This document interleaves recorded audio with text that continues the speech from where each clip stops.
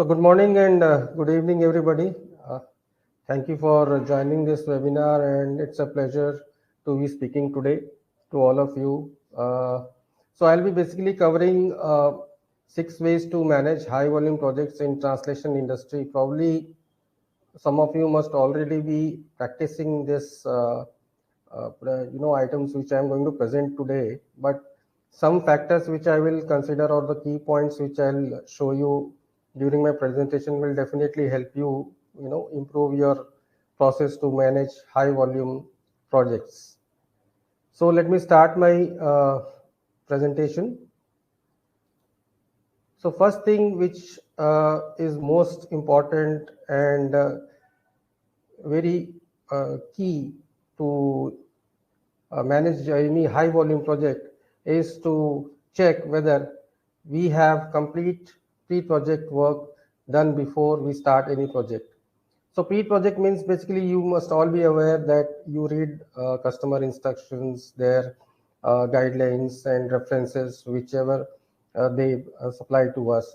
So those things I think you might be already covering it.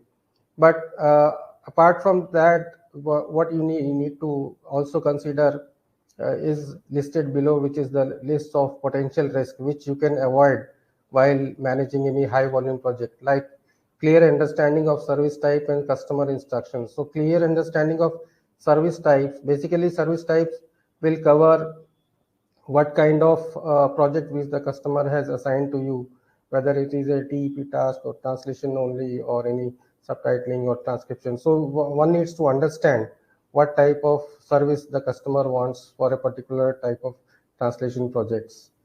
Second key or potential risk, you may say that for a high volume project is like insufficient resources. If you have not planned your resources as per the requirement of the volume and the deadline which the customer has assigned to us, so you might have a very high risk of failing in the project or getting breakups in the project. So it is very important that you take care of the resources which are required in sufficient numbers so that you do not fail in your projects.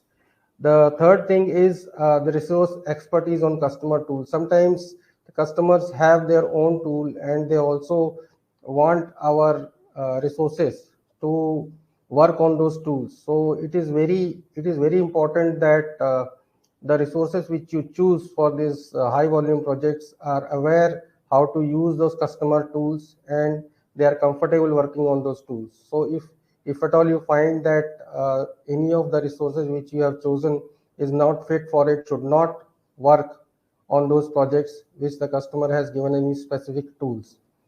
Then another major thing is insufficient deadline. So when you start your project, before you start your project, you must be very aware that as per the volume, whether the customer has given you sufficient deadline or turnaround time to complete your project. This is very important. If you see any bottlenecks, you must inform your customer to give you sufficient time, or you tell them any alternative solution which you can give to the customer to meet that deadline. So it is very important. Any last minute surprises are a no-show for any customer because they also have a deadline to their end customers. So I'll move on to a next step of planning. We should have right workflows in place. So by workflow, I think you already know that translation review and QA, that is being as a standard industry follow for any kind of project. But apart from that, you may also introduce, or you may also look at these options of doing partial LQA in the initial stages of your project, so that you can check the quality of the resources who are working on those projects. If you find any resource who is not delivering as per the expectation, then you might have better chance to escape that bottleneck. So it is always advisable that you do a partial LQA. By that, what I mean is, when a translator has done initial around 500 to 1000 words, you can always check the quality by a reviewer and check whether they are giving the required quality. Then you also need to plan for QA checks and fixing. So QA checks basically we always do. I mean, at the end of the project, that's a normal process. Sometimes it is being followed, but what you can do is you can do an initial QA check also when the translator has done few words, so that you can see whether they are following the guidelines provided by the customer. Then what is the backup plan? Okay, a backup plan in a sense is always advisable, so that you do not miss any of the customer requirement deadlines or the quality. So you may overstaff resources if you need for a high volume project. So usually what happens in my experience, and of course some of you might have also experienced that during a project, ongoing project, some linguist may have some kind of excuse to leave the project due to some medical emergency or any other kind of emergency that they have. So you should have a sufficient number of linguists to back up those data so that it is delivered on time. Another point which is very important, that you must also have backup plan for your internal resources who are working for high volume projects. So any high volume project, you might see that any one person, if you assign a project, then he might be stressed out by doing that project, or if they work on any other project, then the focus is lost. So you always plan to have some more of your internal resources also as backup. Sometimes it may happen that at one particular location the team is not able to work, then you should also have a backup team from remote location who can give as a backup, while the project is ongoing. Let me move to the next slide. That is again from planning. So why scheduling? Scheduling is also a part of planning, so which is very important. I think most of you might be doing it. So what we do basically in scheduling is to cover all these three parts, which are key ones, apart from the project details and word count, etc. Schedule for your translation review and QA. That means how you plan your translation, for how many days, review for how many days, and how many days for QA. So that is very important to be listed in the schedule sheet or any kind of schedule that you maintain. Second part is schedule for partial LQ also. So this is very important, that you have a certain number of hours or days that you assign for partial LQ to know the quality of the resources that you are using for the high volume project. Then schedule for milestone. Yes, this is another very important aspect of managing the high volume projects. Why we say milestones? Because unless how many word count is then being done by any of the resources that you are using for a project, you will not know that whether they will be able to finish on time or in the specified time. So milestones are a must, that you must check regularly whether your resources are doing that or covering that, completing that milestone in the time which you have specified for them. Suppose if you are assigning 20,000 volume to a resource, you must know that in 2 days how much volume he is expected to deliver, in 4 days how much volume he is expected to deliver, and so on. So milestone is very important. Next, I'll move to another slide. So this is another key factor why resourcing also important. I have discussed this earlier, but I'm giving you some specific key features which you must adhere to, or you can apply in your projects later. That we must have sufficient translator with highly relevant experience. So whatever content domain which you have received from the customer, the resources must be aware of those domain and content. That is very important for smoothly running any high volume project. They should also be native speaker of the target language. Another key feature here which you must follow while doing a high volume project. You might find some resources, they might say that I am okay with this language and this language, which are dialects of a similar region. But it is very important that you choose resources which are perfect in the target language.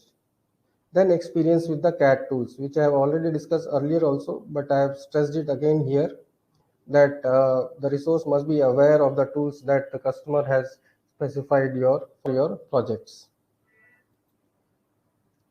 Workload balance. Okay, what is workload balance basically? So workload balance is for, internal and external teams. When you receive a high volume project, you must balance it in such a way that resources do not feel stressed out, and you must give them the volume which they can comfortably do in the given specified time. You should not overburden them, okay, so that they give you a best quality for the kind of content which is provided by the customer. Then you have balancing workload between internal teams. Suppose the customer has given you a high volume project and which is over for a period of 2 weeks, 3 weeks, or 4 weeks, and it also involves multiple languages. So my suggestion would be to distribute this project in different team members, so that the team members are able to handle it comfortably, and they are able to get the files on time, do the customer communication on time, and they are not stressed out also. If you give a high volume project just to one person or two person, probably they might mess up at the end of the project or during the project, where they were not able to focus and the delivery will not be as per the customer expectations. So this is what is workload balance. So probably you might want to focus on this also. Let me move on to the next slide. So this is another important part of a high volume project, which is compliance check.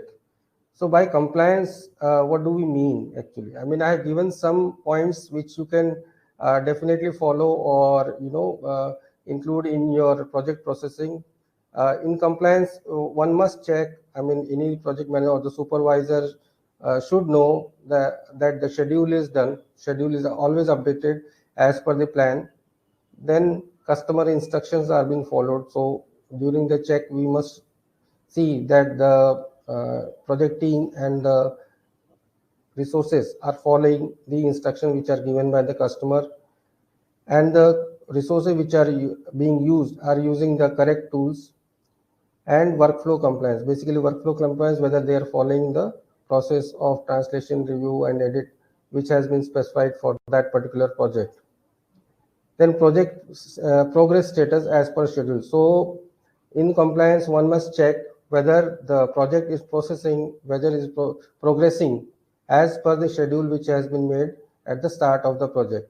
So this is very important, because unless you monitor the progress of the project, you will not know what kind of issues you might find or concerns which might arise earlier. So it is better always to check the progress regularly, so that all the concerned teams are aware that the project is going smoothly.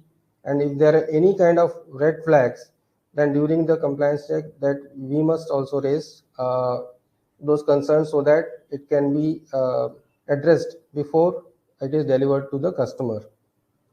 I hope this is clear to you. I'll move on to the next slide.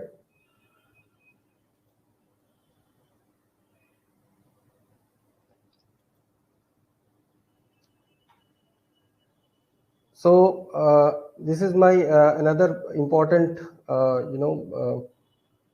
slide, where I want to stress upon the customer communication and the resourcing which we are using for communication.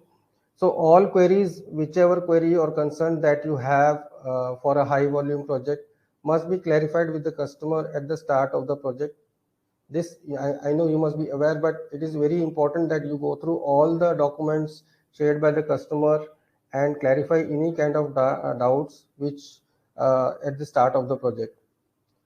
Second thing is to keep the customer updated regularly on ongoing project. Basically, what I mean here is that you must keep the customer, or you must communicate with the customer with the status of your project. So what happens when the project is a very long duration project, or for 2-3 weeks or even months? customer may feel that you are doing the project and it is going on smooth, but from your end, if you keep updating the customer, then it is always good that customer will be feel happy that my project is going smoothly, and I'll get it on as per the deadline and expectation of the quality. So you must keep your customer updated regularly. And the third part is the communication with your resources. So you must be in touch with your resources from time to time regularly to see whether they are, able to progress as per the schedule. If they don't have any issues or concerns while they are working on the project. So you please communicate with them that whether they are able to meet the deadline as per the given volume to them. I hope this is clear to everyone. This was my part of my presentations. If you have any questions, then you please ask me. Let me just check if there was one slide. I don't know why this. Okay, sorry. Yes, this slide, I don't know why it was not visible earlier. I have a presentation here of a case study which we had done last year. So this will give you an idea how we managed or handled a high volume project. So this was done for a product or content given by a customer for software UI and UA, and the target language was Indonesian. So here approximately the word count was 3.2 millions, which was to be delivered within 42 days. And we had used 30 numbers of linguists or the resources. So you can see, and the project coordinates that we used were 6. So you can see for a high volume project how it is distributed among so many resources and so many project coordinators. Why this was done? Because we didn't want to, give any kind of concern to the customer or face any issues while processing the project. So it is very important in the slide which I had mentioned to balance the workload. So this is how you can also practice when you receive a high volume project to distribute the workload and balance it between all the teams that you are using in the team. So you can see in 6 weeks we had processed around 3.2 million words, and this was a very this particular project actually gave the customer confidence on us, and after that we have been receiving consistent volume from the customer. So you might want to add these features or the points which I have discussed here in your future projects, so that it will help you to get more business from your customer. Yes, now we can have your questions. You can type on the chat box that you see.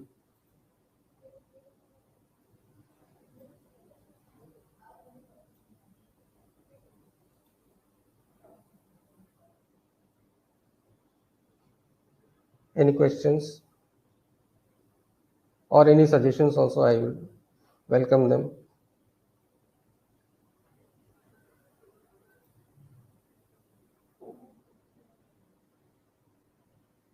So we have one question from Biraj, how to handle the quality risk in large volume projects. So basically, as I had discussed in one of the slides, that for quality we do the partial LQA at the initial stage, and we also follow a rule to do partial QA also from the internal team also, so that in the initial stage itself we'll come to know if the quality of the project is being managed correctly or not. So it is very important that at initial stage any kind of quality checks needs to be done, or any kind of follow-up which was missed sometime earlier can be done with the resources or with the internal team. It all has to be done initially. So quality is basically the quality which the resource has done initially has to be done on the tool which the customer has provided. If any kind of red flags are there, then immediately that needs to be addressed with the resource who is doing that project.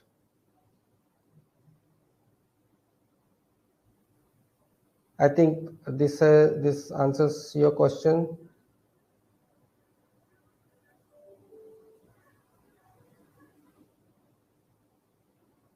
Any other questions, please?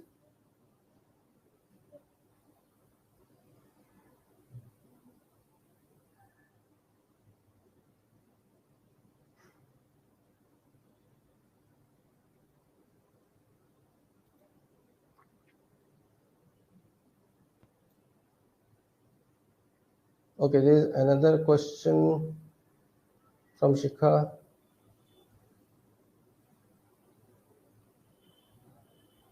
Okay, in the presentation, in the case study you have presented, what was the scope of the project? Basically, this was an MTP task.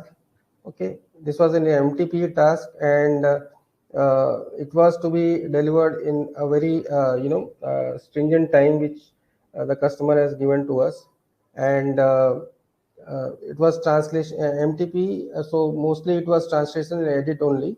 So we were doing the complete review edit from resources, but partially also we were checking their quality or any other new resources which we had added to the resource pool. We were checking their initial quality so that there is no failure on the quality.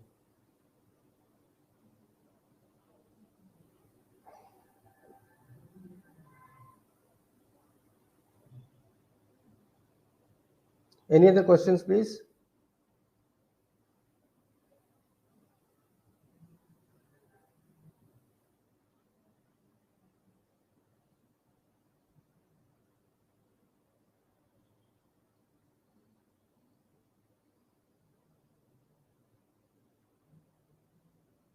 We have 2 to 3 minutes more.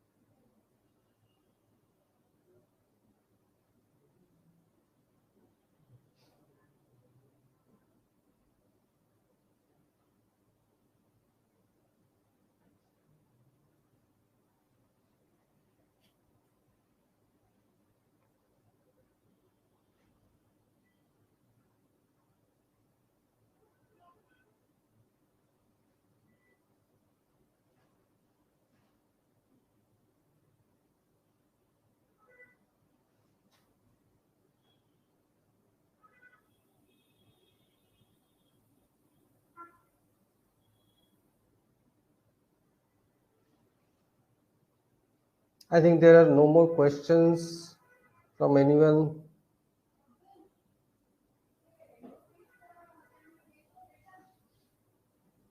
So thank you everyone. Thank you so much for joining this webinar. Okay, I have one question from Alok. How can we ensure that the tasks go through QA and QA team do not get overload? See, Alok, I have covered this in one of my slides again, that how do in the workload balance. So internal team also, by what I mean was that the teams which are involved in project management as well as the QA team. So even the QA team needs to be prepared for such kind of high volumes. So if they need any more resources to be added during those time frame, so they also spike their team so that there is no overload at their end also.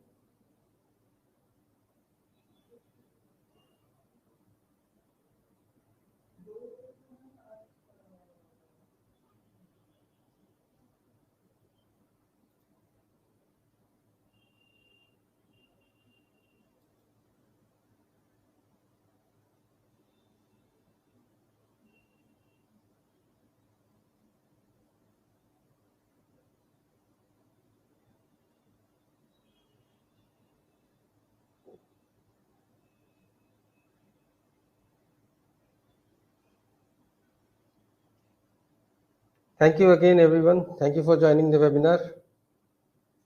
Till we meet next time. Bye bye.